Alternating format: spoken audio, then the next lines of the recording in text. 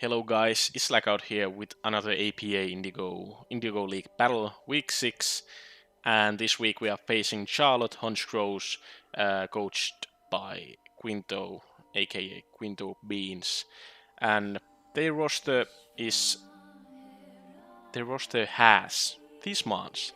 They have Cernius as their Uber, which cannot use Geomancy. Big note because we don't have to deal with that thing gladly. Then they have Mama Swine and Mega Slowbro. Mama Swine is surely coming. And Mega Slowbro depending. We have Coco, so probably not. Because Coco kinda just breaks it. So, yeah. And then they have Metacross, which might come, depending. It would be like Choice Banded Bullet Punch or something like that. And they have Scrafty, which I don't think is coming. Damn, I'm good at English. Then they have Crobat, which should be coming as their defogger. And then they have Goodra, Komala, Rhyperior, plus Cephalon, which is the 1C captain. Then they have Heliolisk, which is 1C captain. Heliolisk isn't coming, I believe.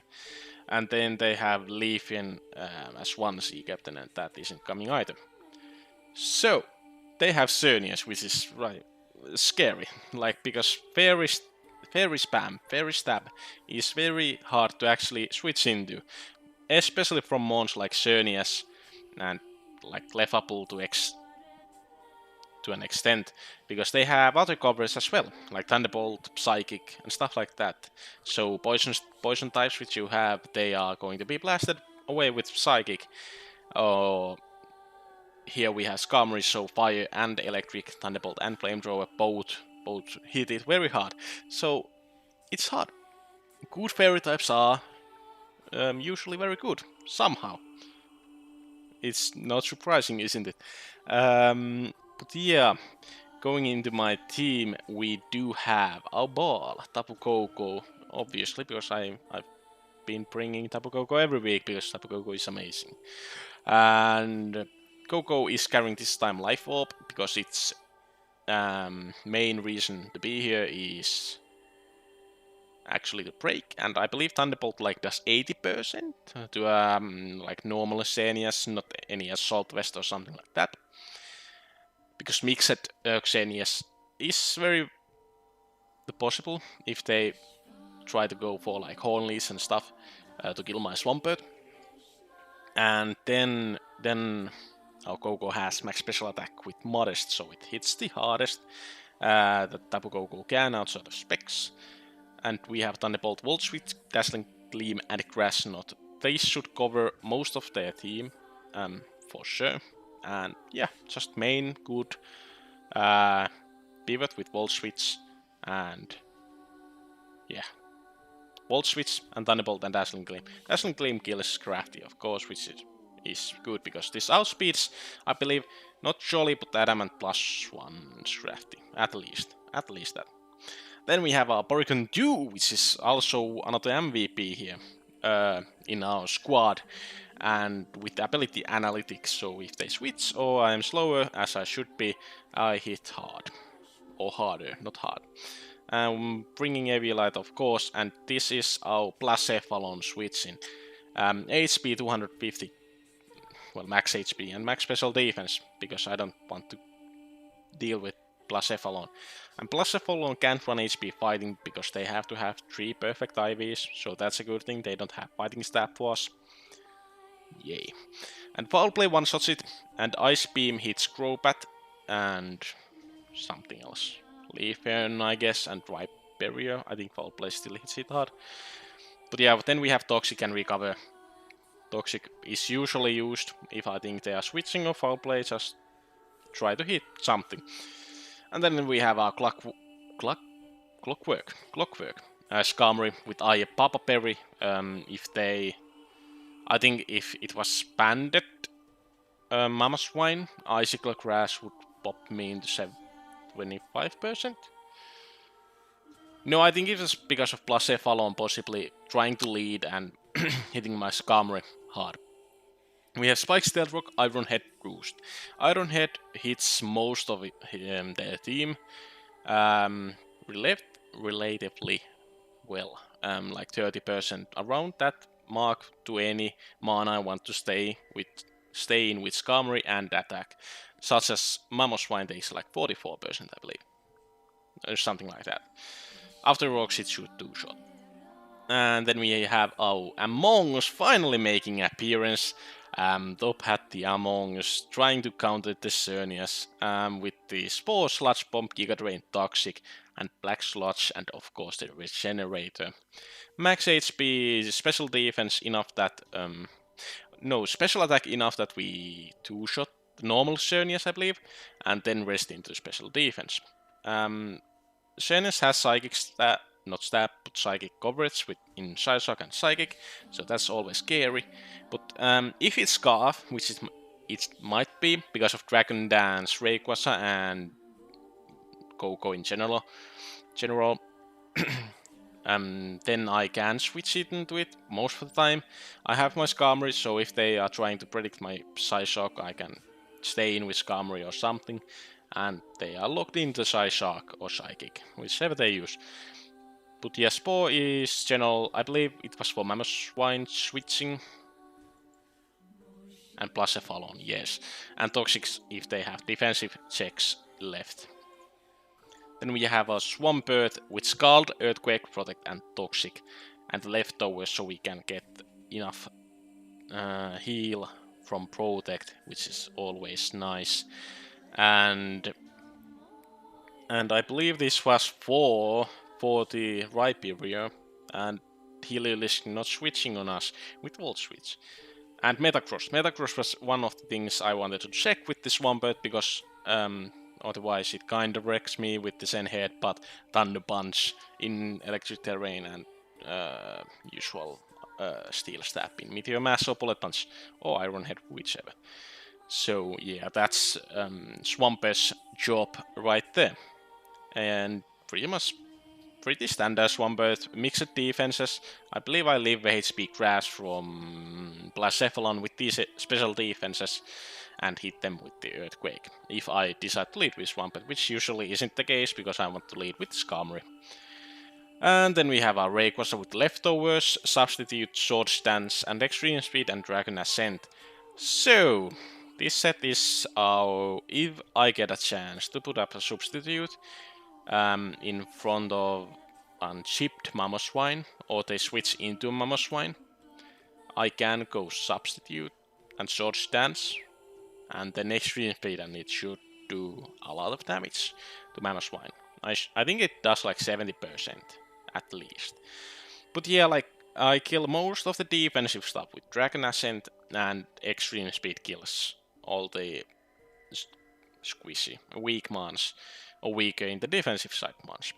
And our speed was something enough to outspeed something. I'm actually not sure what the speed was for 148, 263. I believe like Mamoswine hits 262 if they are adamant, so that's maybe something I try to outspeed even if they have Ice Shot. Not sure. Sorry, not sure what I actually tried to outspeed there. I don't know my speed. Yes. But yeah, with this team I should go into my game well prepped. I have my defensive core here again, because my team doesn't have anything else besides Bulk and Coco and Rayquaza, pretty much. And yeah, hopefully Aporicon 2 is still one of the MVPs after this match, as well as Coco. And I hope my Among Us actually can bring something to their table, because they have been on the bench lately. So yeah. But yeah, we will see in the match in a few seconds. Okay, here we are with the battle, and as they should, they brought the Xerneas, which if I didn't mention in the team builder part of the video, Xerneas cannot run Geomancy, so that's the Mon is a lot easier to deal with. So we'll start off the game, and they lead with the Crobat and we lead with the Skarmory, since Mamoswine was possible lead. They taunt us on the Crobat, which is nice. We did throw a Shelled Rock, so we actually didn't use a turn. It's okay. The Super Fang switch isn't really fine, because I actually can't switch my mons in very well at the moment, because I don't want my mons to be 50%, except the Among Us, which is of course good. Switch to Super Fang since we have Regenerator. They bring Blacephalon in, which is fine. We have our Porygon 2 here on the back. This Porygon 2 should deal with any kind of Blacephalon set. Fire Rim, C, Fire Blast or Mind Blown really hurts, but we can recover it off. We foul play because it one-shots the Blacephalon. Agrobot comes in and takes a chunk, and I think we just Ice Beam here. And Mamoswine takes beautiful damage of 7%. And here we can actually, I calc this Mamoswine is full bulk on HP and special defense and has Assault Vest. So I can bring my Skarmory in for free, because Mamoswine can't actually touch it at all. We get a Roost off, and Blacephalon comes back in, we just go into Porygon 2, no reason to overpredict. And they Flamethrower, fine. We recover here, I believe, when the Mamoswine comes in, so we can actually take one Fire Blast from the, or possible C from the Blacephalon. And we switch on the Skarmory for the Mamoswine, and they predict us right with the Blacephalon double, kinda double. We just go into Swampert since going to Porygon doesn't really help us here. Since I've seen that this wants to use the Flamethrower and we can take this HP Grass that it throws at us. We just Earthquake it. It's actually a Sash, so we don't have to worry about C Blacephalon. We go into Porygon because it's free here. They have Hidden Power Grass, Flame Charge, Ghost Stab and Flamethrower. So they can't actually touch my Porygon at all. Like that, 24 is the most they can do. We recover the damage off so we can come onto Xerneas as well. Crobat comes in and Toxics us. God damn it, Crobat. I'm glad our Porygon is carrying the Ice Beam and we can hit the Crobat very hard with that. And they Super Fang us after the fact, which sucks, because now we are at 40% or so, 35. But our Porygon picks up the kill again. Our Porygon is being the MVP. And Scrafty comes in, scary. We go into Coco, since Coco should tank like any hit this Scrafty wants to use, even if it would be Dragon Dance. But yeah, they sack Blacephalon on our Dazzling Gleam from our Coco, which is completely fine. Our Coco gets kill again. Coco and Porygon 2 doing the God's job. We go into Swap and sacking it off since I don't actually know why I didn't go Skarmory. Maybe like accepting the prediction, but I should have gone into Skarmory now that I think about it, because it was a full bulk set and I knew it. But yeah, we got our spikes off. Now we can start using our spike stacking abilities since the Crobat is gone. We go into Rayquaza on the Scrafty because I thought the Drain Punch might be coming. We sub off, they Dragon Dance. We are behind the sub, this isn't a problem. And we can just Dragon Ascent, I believe, here. Yes, Dragon Ascent the Scrafty away. Okay, I could have done it from the start. I don't know why they actually Dragon Danced in front of an Rayquaza, but that's okay. Xerneas comes in, and I believe I just sacked. No, we go into Among. Oh yeah, Among Us is always safe switching on Xerneas, like Psyshock doesn't do enough, 48% I believe. So that's nice. They actually switch out. Goodra is definitely a Sap Sipper, but we actually get Toxic off and don't need to care about the Sap Sipper ability. So Goodra is Toxic and we have one Spike up. They Earthquake on now Among Us, I believe. Yeah, I'm not sure. They probably tried to predict our Coco coming in, which obviously I wouldn't do because Skarmory is always, pretty much always, safe even on Flamethrower. And they are carrying Psyshock and they hit our Skarmory with the Psyshock, so they were trying to predict my Among Us, so clearly our opponent is trying to predict us. And I'm doing here middle ground safe place, so usually these kind of situations where one player does middle ground plays and goes to the safe man, and the other one is trying to predict the optimal play from the opponent. It usually goes into the middle ground play. Those players like get the most out of the situation. So I've gotten like whole game. I've gotten good positions because I have these save switches with Skarmory, Among Us, Swampert, and Porygon 2. That's basically my game plan here, and it has worked out really well. Our Iron Head critted Xerneas, even without the crit, I believe, 64%. Okay, maybe I believe 2 Iron Heads would have still killed, so the crit really didn't matter. They used the Psyshock again, so I believe it was Scarf Xerneas for sure. Our Skarmory picks up a kill, and now our Skarmory is free to do as they want, because the Goodra is at least somewhat physically orientated and doesn't have Fire Stab probably. But yeah, Mamoswine can't actually touch us. We roost off just to be sure, and these are kinda not needed spikes, but I wanted to get as much spikes if the Goodra has a Fire Blast or something, because I want this 5-0 differential from this game. Ironhead should be able to finish Mamoswine in 2 hits, which it definitely is. Did I roost here? Yes, we roosted here to actually guarantee the 5-0 victory for us. So, like, 4 Skarmory Ironheads here should finish off the game pretty clearly. And they are missing a lot of Icicle Crashes, which is sad. I don't think Icicle Crash can actually freeze, so only chance they could have taken 1 differential is with flinches. But Icicle Crash has 10% chance to flinch if I remember correctly. But yeah, our Clockwork, the Skarmory takes the outrage from Goodra very well and kills them with the Iron Head. So I got a good prep on my end. Like, they were clearly scared of